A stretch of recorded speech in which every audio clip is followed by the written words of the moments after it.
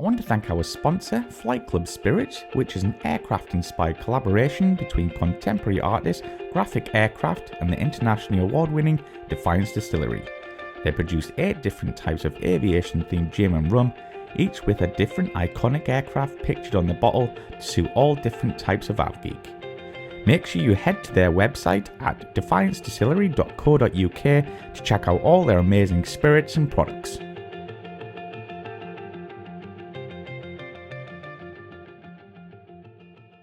So, well, Mike, thanks for inviting me around for the second episode. And we've trying some Flight Club Spirits by Defiance Distillery. Yeah. So, yeah, cheers and see if it's Tornado going to be gin, nice. it says. We'll see what it's like. Here we go.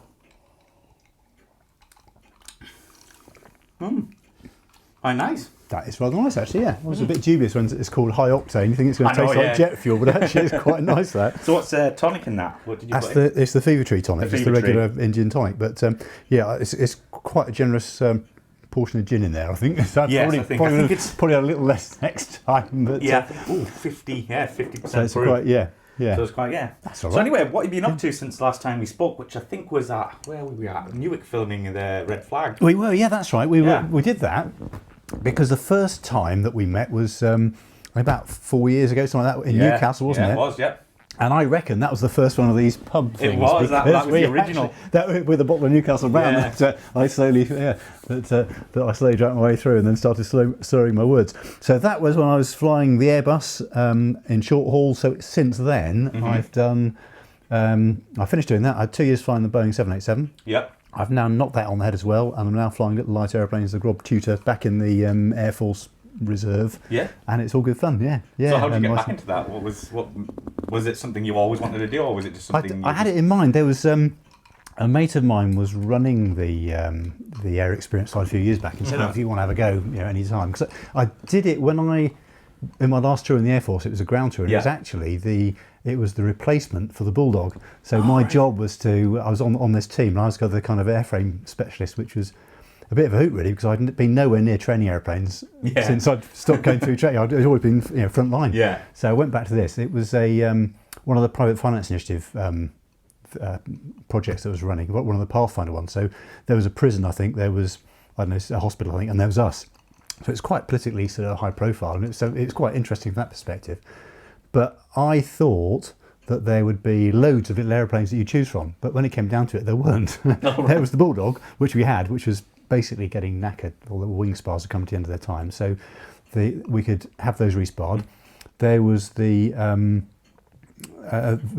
Grob were making little airplanes. Robin in France were making little airplanes, and there was the Slingsby Firefly being built up, and Slingsby had just flogged a whole bunch of their 260 horsepower Fireflies to the Americans, and was supplying them to the Joint Elementary Flying Training School, so they thought they got it all sewn up, so they made no effort.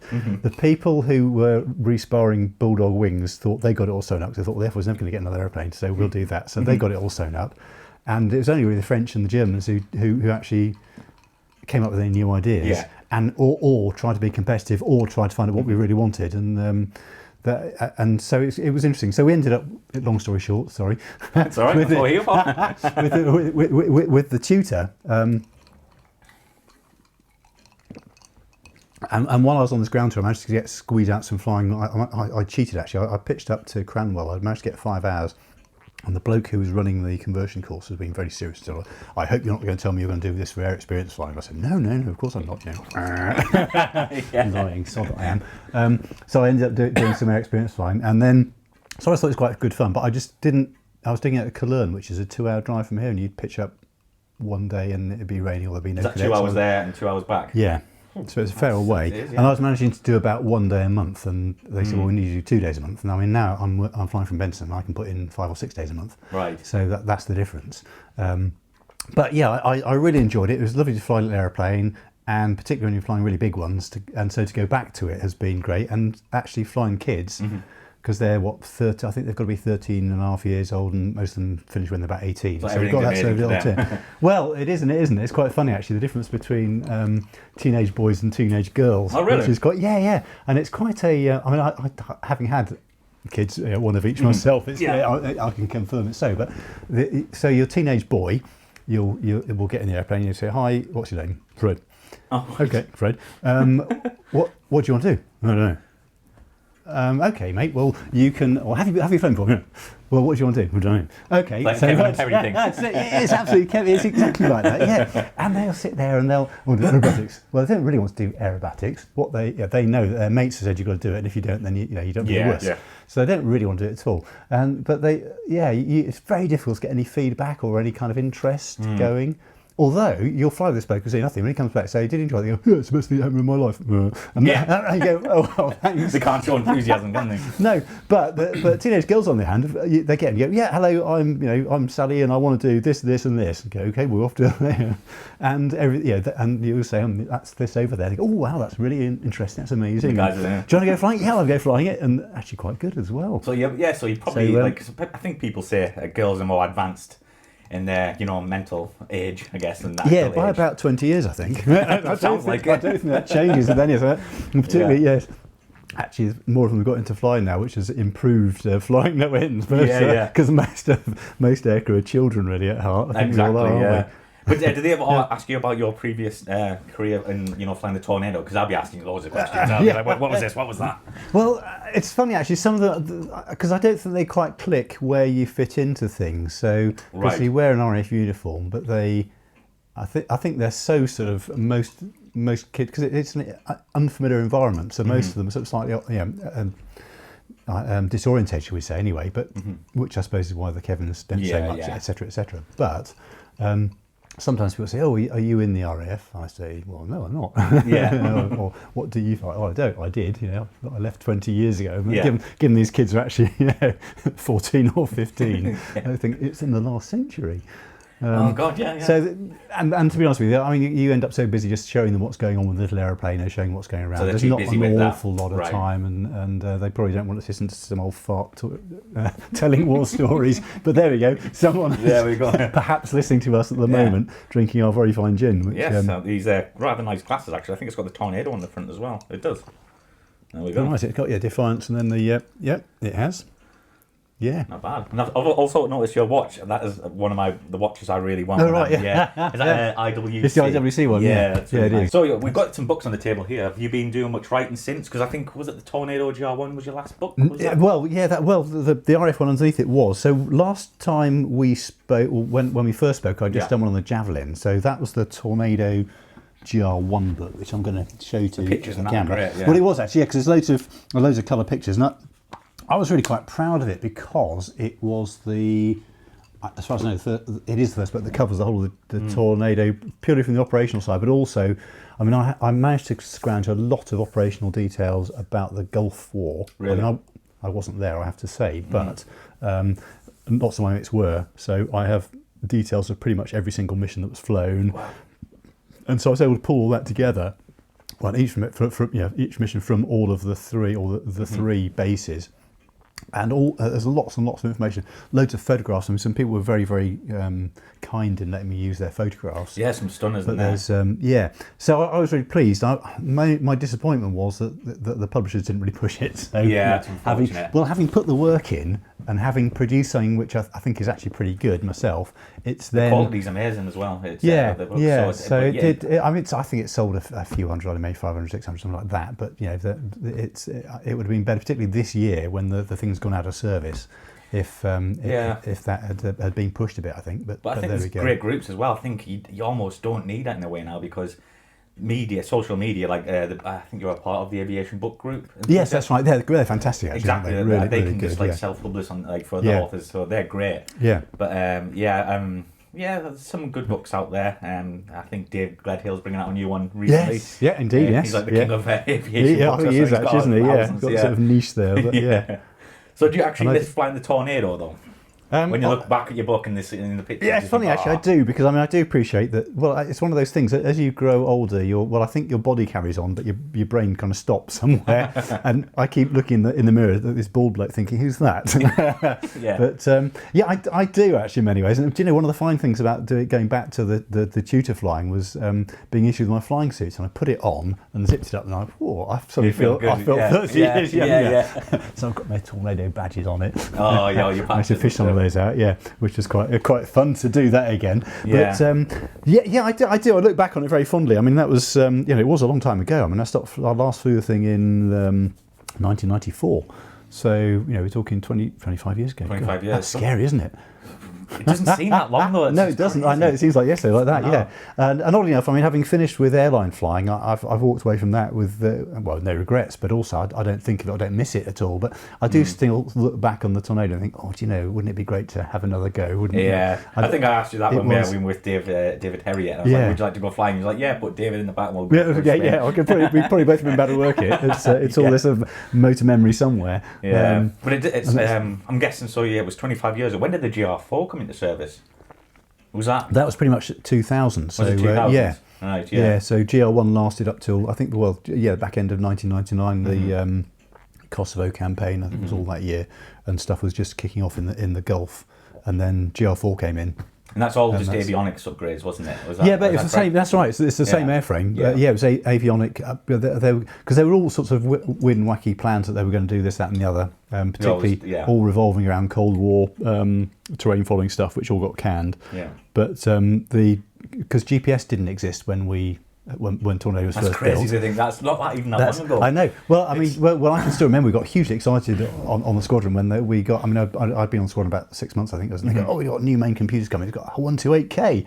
Jesus, that's huge. That doubled it. 'Cause it'd been 64K, whatever it was. Wow. So you're thinking, wow, that's amazing. You couldn't store anything on that these days. No, you couldn't. A couple of photos. Yeah.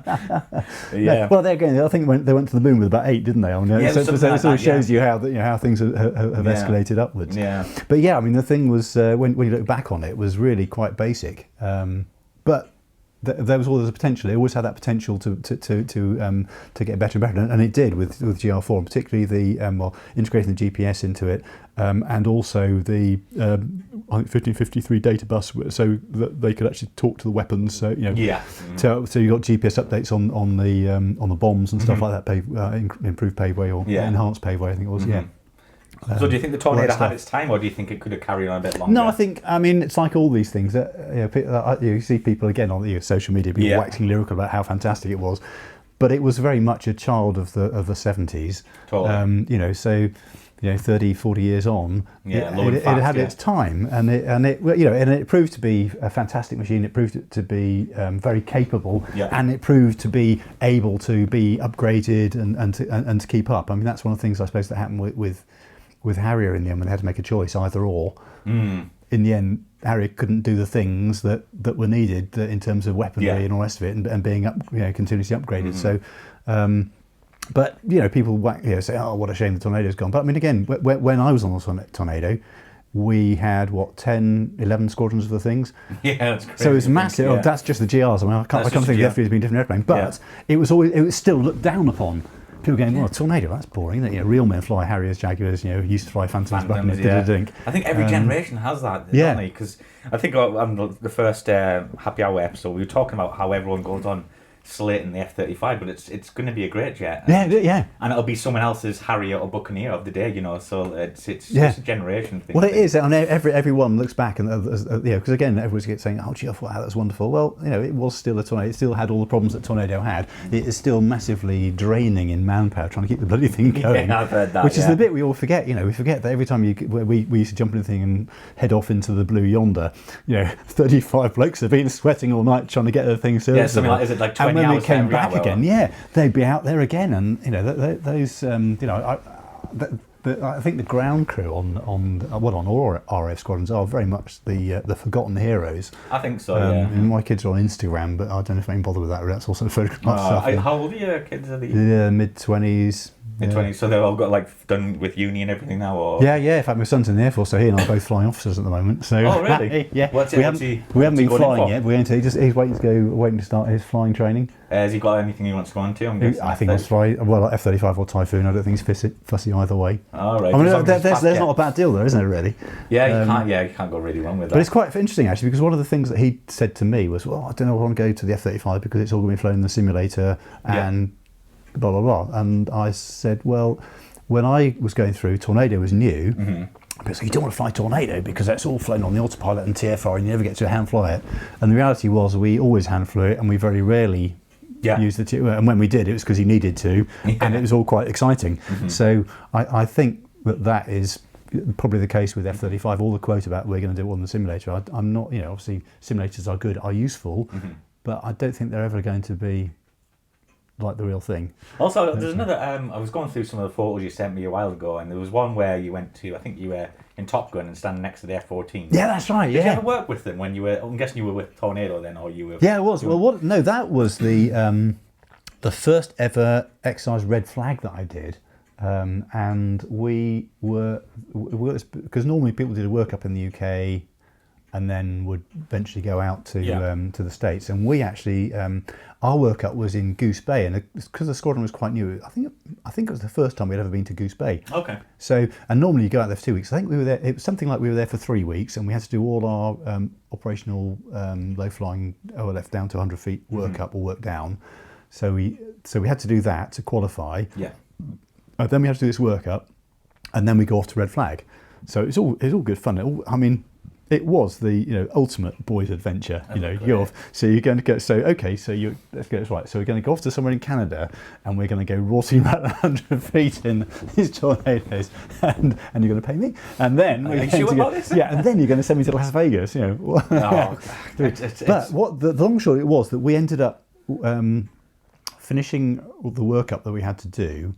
And there were, all us junior pilots, and the senior guys were trying to get rid of us and put it out of the way. And somebody, and I don't know who it was, but it wasn't me, said, "Oh, if we can get away from here early, will you let us go a week early?" And the boss said, "Yeah, just get rid of you. Off you go." Right. So then there was they discovered there was a C. I've got a stratolifter thing going past, which is C-141, that was going to call in Goose Bay, was then going to go to Nevada, to Las Vegas. So these are friends of mine who actually just booked me up. So I did nothing. I was just told, Mike, pack your bags because in 3 hours' time you're going to Las Vegas. Okay. So I tagged along. So there were 6 of us, I think.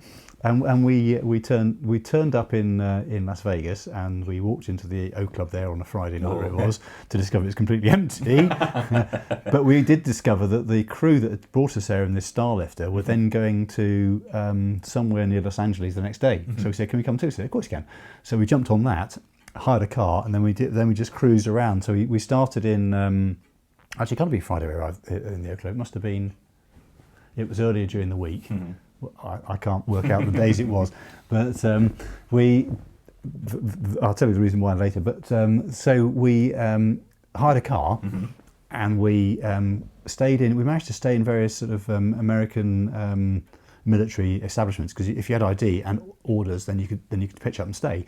So we did it. So we stayed in LA for a bit, and then we drove down from LA to San Diego, which is that far on the map that actually takes you about a day. And we pitched up at Miramar, Top Gun.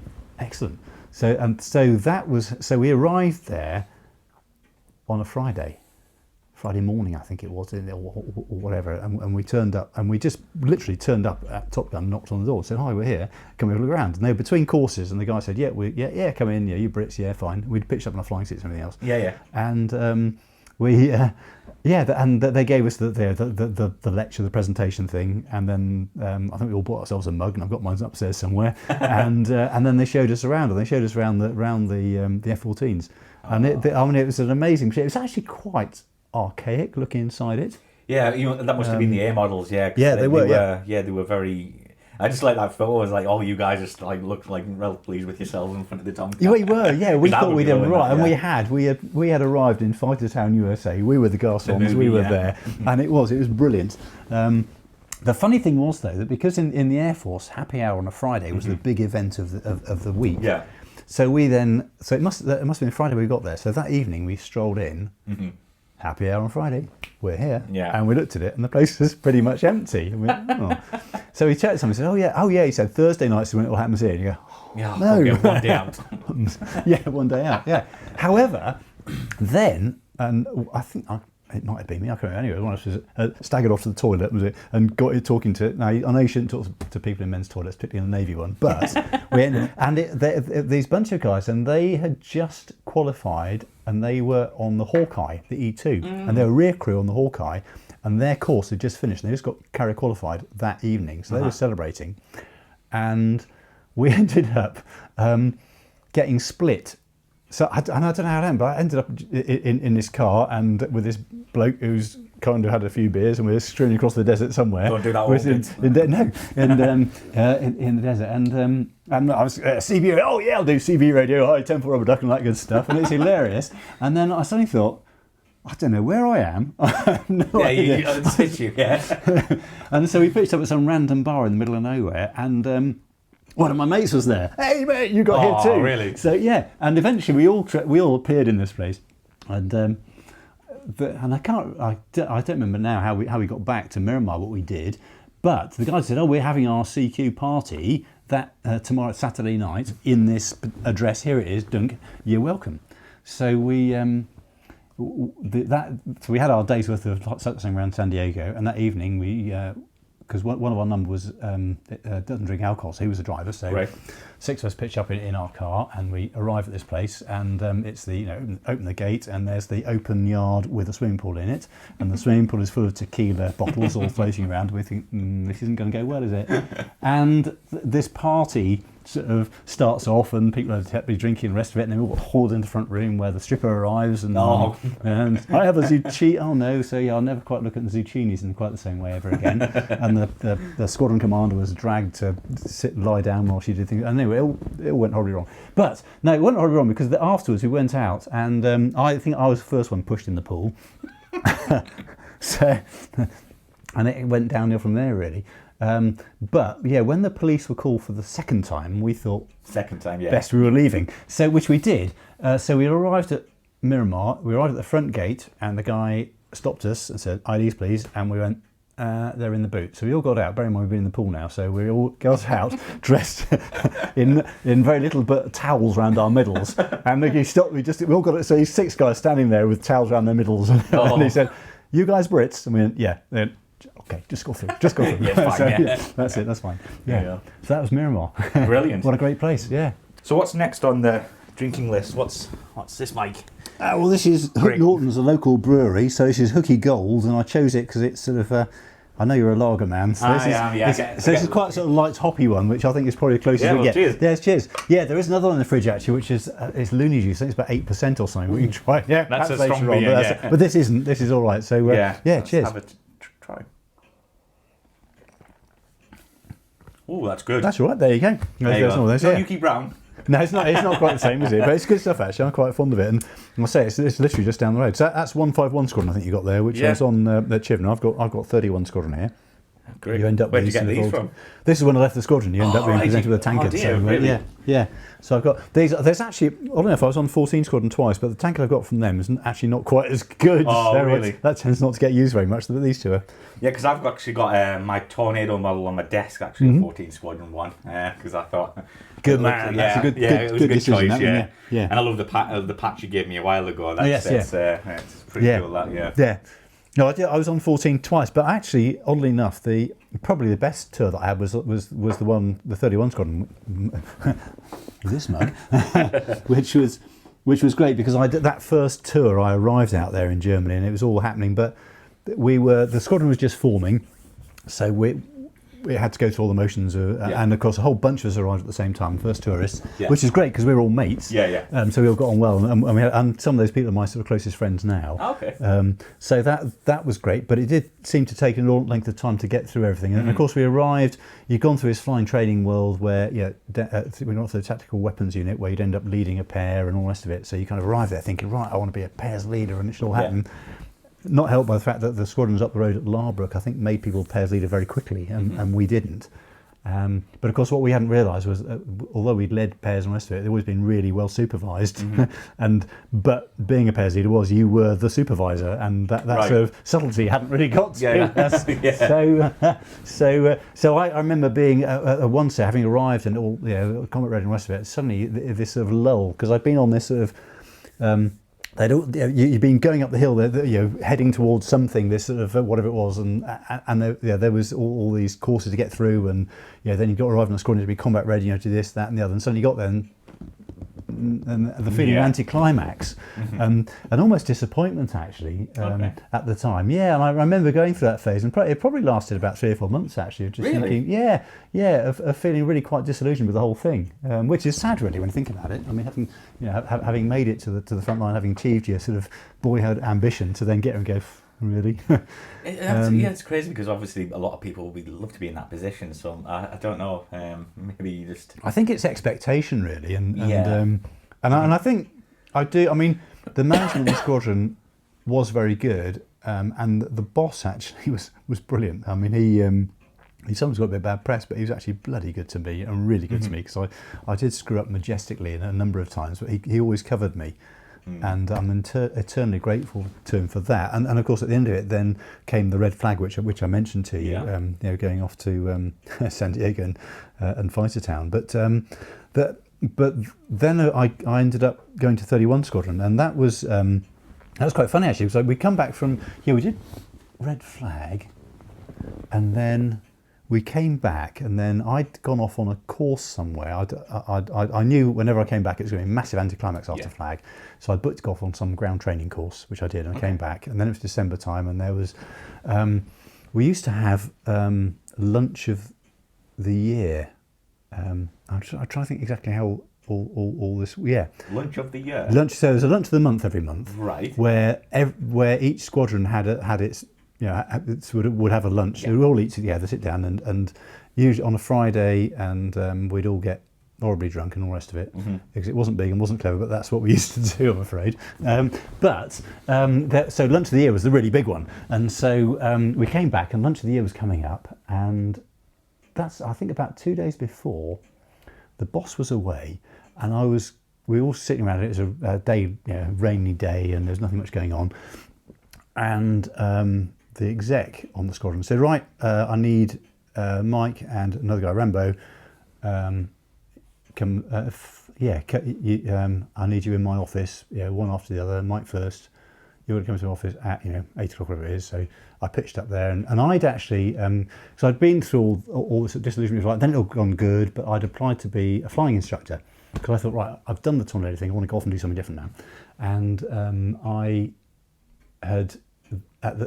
volunteered to be a flying instructor. Okay. Unheard of, generally speaking, because most people went there kicking and streaming. But I thought, no, I'm going to do that. And I thought, quality of life. I'm going to live in the Vale of York. I'm going to have a great time and all the rest of it. Being stuck in Germany in the middle of nowhere. And so it was going to happen. And I got a good report, I knew, from the squadron, because the squadron training officer very kindly, in fact, Paul McDonald, who you interviewed, lovely guy, had actually written me up nicely. So I thought, excellent. So I get called into the office, and the guy says, Mike, you're posting. And I go, yep, I'm going to, I'm off to Linton. I'm away. And he said, you're posted to 31 Squadron. I went, and there was that sort of moment of disbelief. What?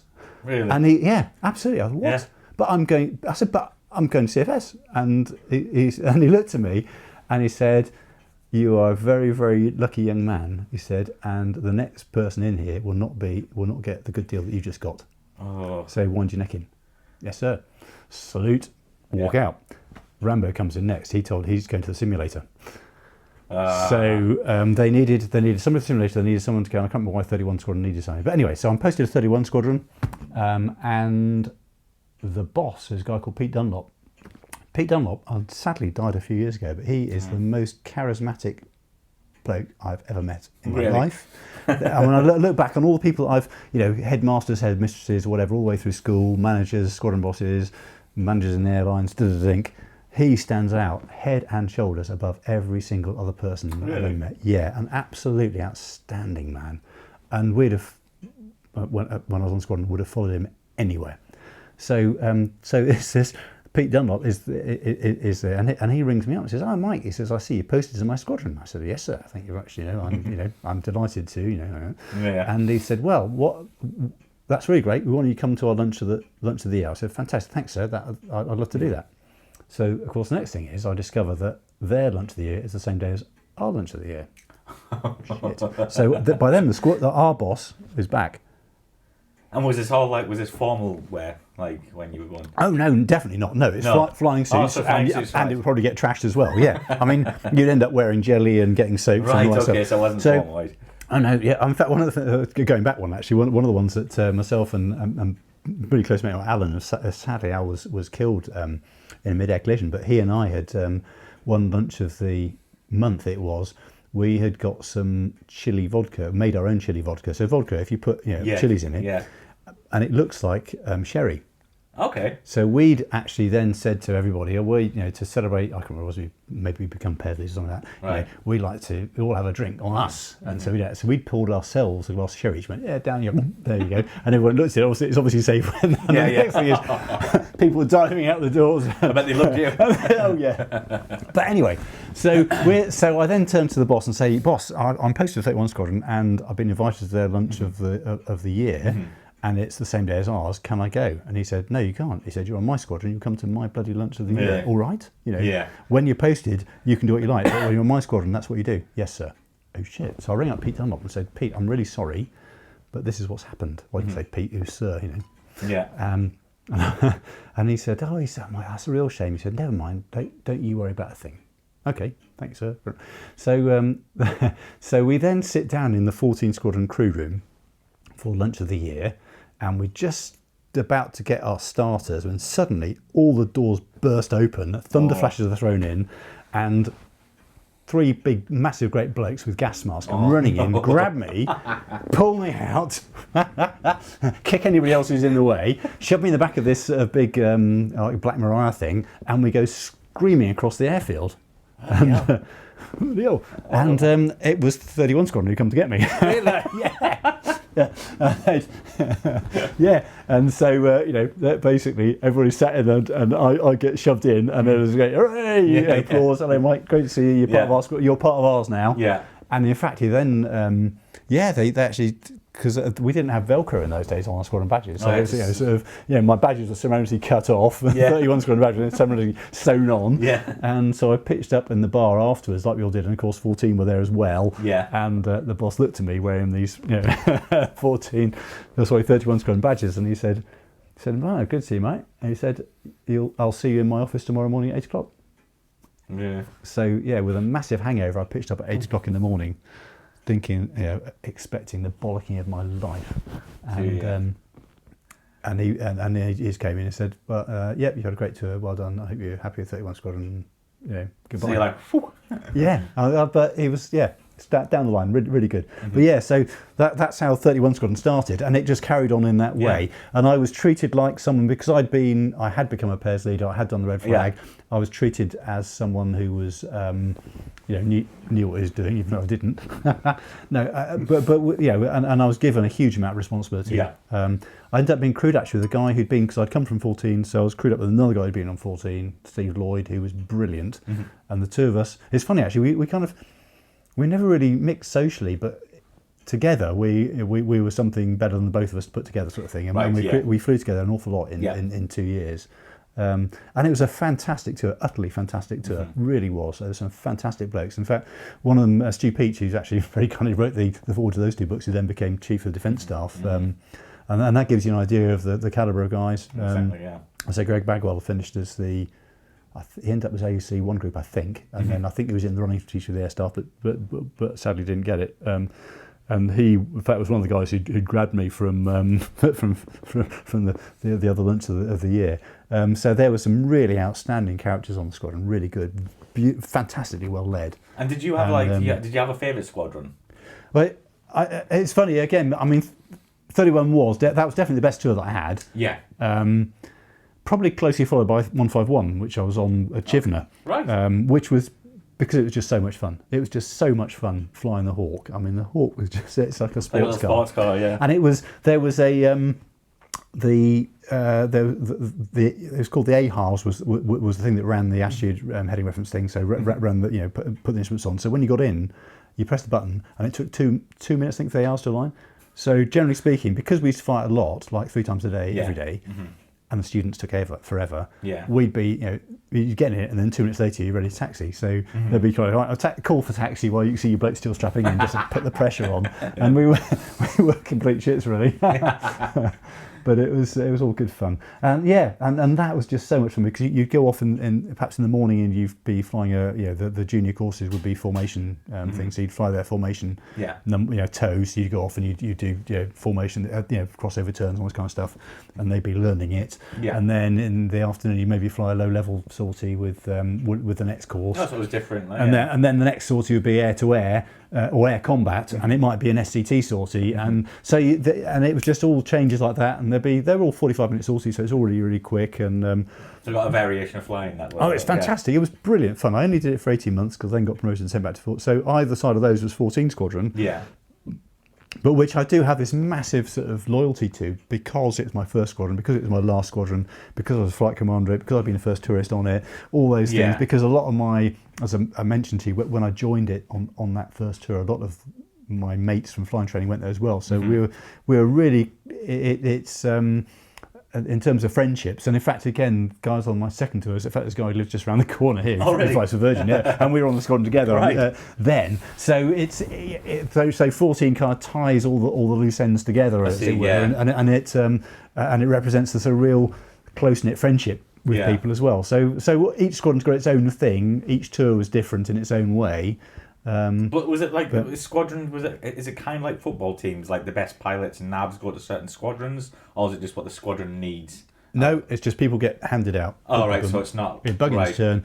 And what it is, I mean, it's funny actually, because each squadron does have its own characteristic, and when you look back, I mean, having done the squadron histories in that particular, because I write up 14 squadrons history, you realise that there's a however it changes, because it does change from people to people, somehow it stays the same. And I was so lucky, having been on 14 squadrons when the Jaguar squadron became the Tornado squadron, I then was invited to go along to the it was the centenary dining in night, so by then they'd become a shadow squadron. But as I sat there after dinner, I thought, do you know what, this could have been 25 years ago in Bruggen. It was the people, they're different people, but they're almost the same, and each squadron has its own sort of character, and that stays with it, and each squadron is different, and 14 was different to 31, and they probably still will be, and forever will be, and it's interesting how that sort of culture just carries on. And would you say the people make the squadron? Well, undoubtedly, I mean they do. Of course they do. Yeah. Of course they do. And was there any guy? Did you get on with most people? Was there some people you just weren't really fans of, or was that just like in all walks of life? You just there's always somebody. I think who wasn't fitting in well. I mean, it would sound really cruel if I said there's always someone, but no, because actually generally people did get on very well. Okay.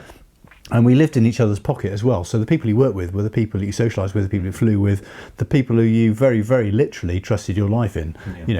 Navigators certainly jetting them back with me. Oh my God. But also, you'd sit on someone's wing. In fact, I remember being really severely, really pissed off with one bloke. It was actually that first red flag that we did, where on the last day the weather was shite, so they said, all right, it's all cancelled, and we said, well, hang on, we've got TFR, and they said, okay, you lot can go. So we went and got airborne, and we arrived in the sort of marshalling area that you hang around in waiting for the time to run down. I thought, TFR doesn't work. Oh, bollocks. So we should go home. On the other hand, it's only the bloody Americans, what do they know? Why don't we? So the next thing is I pitch up on my element leader's wing. So we just, radio silence, just pitch up on his wing. So you notice that they're there, and they suddenly, as they see two blokes, this aeroplane. Anyway, so they say nothing. And so we kick off, and round we go. Time to start. So they let down through the cloud, and we follow their wing, pop out of the cloud, out into formation, and off we go. And eventually we were kind of letterboxing, the cloud got lower and lower and lower, and the ground got higher and higher and higher, and we went, time for us to leave. So we pulled up and went home. And it was only, I think later on that night, we were in the bar, I think, and we said, mate, thanks ever so much for letting us down through, because our TFI didn't work. And the bloke looked at us and said, no, ours didn't either. And I nearly killed him. Really? I just couldn't believe he'd done that to me. Oh. Jeez. All he had to say was no or anything. Yeah, that's... But to actually, because we pitched up and... Hey, deceiving that. Jeez, yeah. Oh, so that was one of the moments. Yeah. So how often did you have the wings back when you were in red flag? Because obviously, I think there was no... Was there a speed limit, or was it... No, we were kind of... I think we were war you can go supersonic if you want, but I don't know. Yeah, I think the limit was... And I can't remember what the limit was on the tanks now, but I think the limit was the 1,500 litre tanks that we had, and I can't remember what it was now. And whether it was the limit of the tank or whether it was the limit of jettisoning the tank. Mm-hmm. I know that initially there had been a problem with jettisoning the tank, but actually in terms of, I think because we had all the kit on it, it's quite a draggy. You can see there, quite a draggy thing. I think dangling off it. Yeah.